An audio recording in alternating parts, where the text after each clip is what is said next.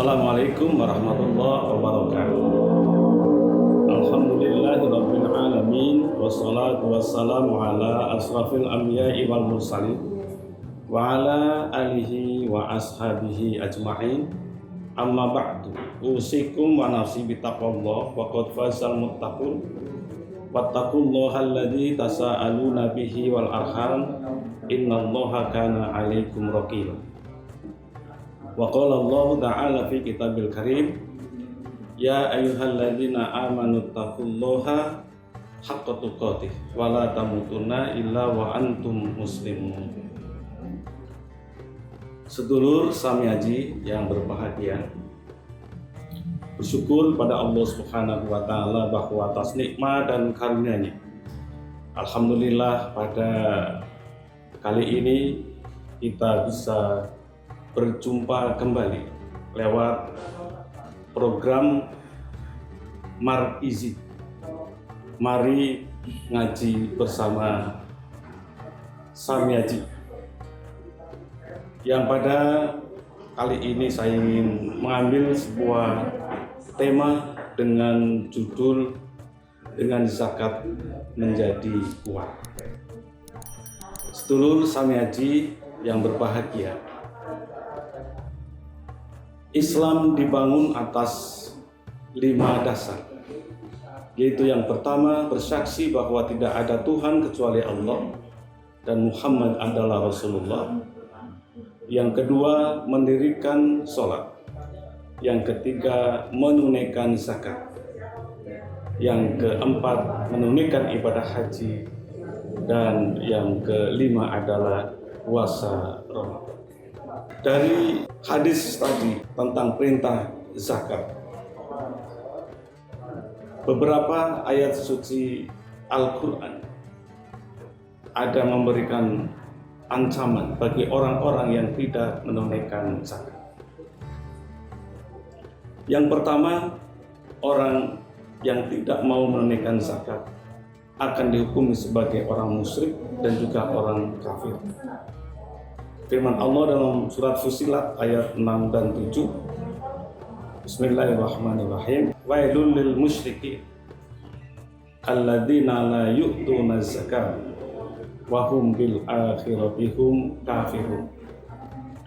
Celaka bagi orang-orang yang musyrik, yaitu orang-orang yang menyekutukan Allah, yaitu orang-orang yang tidak mau menunaikan zakat, dan mereka di akhirat digolongkan sebagai orang-orang kafir. Kemudian yang kedua, orang yang tidak mau membayar zakat akan disiksa oleh Allah dengan siksaan yang pedih. Dalam ayat suci Al-Quran surat At-Taubah ayat 34, Allah berfirman, alladzina yaknizuna dzahaba wal fiddah wala yunfikunaha fi sabilillah fabashirhum bi'adzabin alim. Orang-orang yang menyimpan hartanya atau orang-orang yang menyimpan emas dan perak dan tidak mau menginfakkannya ke jalan Allah, maka berilah kabar gembira akan siksa yang sangat pedih. Sebaliknya, orang-orang yang senantiasa melaksanakan zakat atau menunaikan zakat, maka digolongkan sebagai orang yang sukses dan rezekinya akan dilipat gandakan oleh Allah Subhanahu wa ta'ala. Firman Allah Subhanahu wa ta'ala di dalam surat Al-Baqarah ayat 261, Allah berfirman, mathalul ladzina yunfikuna amwalahum fi sabilillah kamathali habbatin ambatat sab'a sanabil fi kulli sumbulatin mi'atu habbah wallahu yudha'ifu liman yasha wallahu wasi'un alim. Diperumpamakan orang-orang yang menginfakkan hartanya di jalan Allah seperti orang yang menanam sebuah biji yang akan tumbuh menjadi 7 bulir dan dari 70 itu akan tumbuh menjadi 100, dan Allah akan melipat gandakan bagi orang yang dikehendaki, dan Allah maha luas dan maha mengetahui. Kemudian orang yang senantiasa menunaikan zakat dijanjikan oleh Allah Subhanahu wa taala akan dimasukkan ke surga Firdaus, sebagaimana firman Allah Subhanahu wa taala dalam surat Al-Mu'minun ayat 10 dan juga ayat 11, yaitu orang-orang yang mendapatkan warisan, yaitu warisan berupa surga Firdaus yang mereka akan kekal selamanya. Selanjutnya, perintah zakat. Zakat sudah disyariatkan oleh Rasulullah SAW pada tahun kedua Hijriah setelah diperintahkannya zakat fitrah. Dalam surat An-Nisa ayat 77, Allah Subhanahu wa taala berfirman, "Wa aqimus shalah wa atuz zakat." Dan tunaikanlah salat dan juga tunaikanlah zakat. Kemudian secara operasional diatur dengan surat At-Taubah ayat 103 maupun juga ayat 60. Firman Allah Subhanahu wa taala, "Khudh min amwalihim shadaqatan tutahhiruhum wa tuzakkihim biha wa sholli 'alaihim inna sholataka sakanun lahum wallahu wasi'un 'alim." Ambillah dari sebagian harta mereka untuk berzakat, untuk membersihkan dan mensucikan harta mereka, dan doakanlah mereka karena doamu itu akan menjadi ketentraman jiwa. Dan harta zakat itu harus dibagikan kepada mustahik, yaitu ada 8 golongan mustahik sebagaimana pada surat At-Taubah ayat 60, yaitu kepada fakir, pada orang-orang miskin, pada amil, pada mu'alaf, pada ghorimin, pada riqab fi sabilillah, dan juga kepada ibnu sabil. Sedulur Sami Haji yang berbahagia, pada zaman Rasulullah SAW pelaksanaan zakat ini sangat sukses. Kesuksesan Rasulullah SAW dalam mengelola zakat itu ditunjang dengan 4 aspek.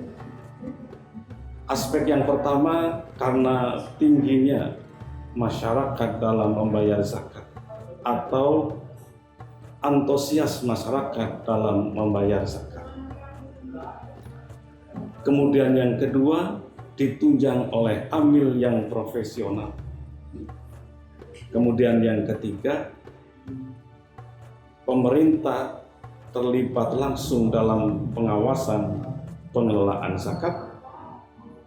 Dan yang keempat adalah program pendayaan atau program pendaya gunaan zakat yang langsung menyentuh kepada kebutuhan mustahik. Oleh karenanya, maka pada zaman Rasulullah SAW itu sukses dalam mensejahterakan ekonomi umat karena zakat dikelola oleh amil. Tapi sukses dan tidaknya zakat itu adalah karena keberadaan amil yang profesional. Oleh karenanya, ajakan saya dan himbauan saya bahwa mari para muzaki untuk menyalurkan zakatnya melalui amil yang ditunjuk oleh negara, lembaga resmi sesuai dengan Undang-Undang Nomor 23 tahun 2011. Pada zaman Rasulullah SAW hampir tidak bisa ditemukan muzaki menyalurkan zakatnya langsung kepada mustahiknya. Oleh karena sekali lagi, mari kita himbau untuk membayar zakat melalui amil yang profesional. Dalam ini adalah Basnas Kabupaten Banyumas. Sedangkan tujuan dan hikmah zakat, tujuan zakat adalah dalam rangka untuk mensejahterakan para fakir miskin, dan supaya harta itu tidak hanya berputar pada orang-orang kaya. Kaitulatan bainal alniya. Hikmahnya adalah agar kita mendapatkan, atau orang yang menunaikan zakat akan mendapatkan ketentraman jiwa. Demikian sedulur Sami Haji, sedikit urian kami di atas, mudah-mudahan bermanfaat bagi kita semuanya. Dengan berzakat kita akan menjadi kuat jiwanya, kuat hartanya, dan akan menjadi sejahtera kehidupannya. Sedulur Sami Haji, terima kasih sudah menonton video ini. Jangan lupa tonton Markizi setiap harinya pukul 16 di channel YouTube Toko Emas Sami Haji Karanglewas. Wabillahi taufik wal hidayah. Assalamualaikum warahmatullahi wabarakatuh.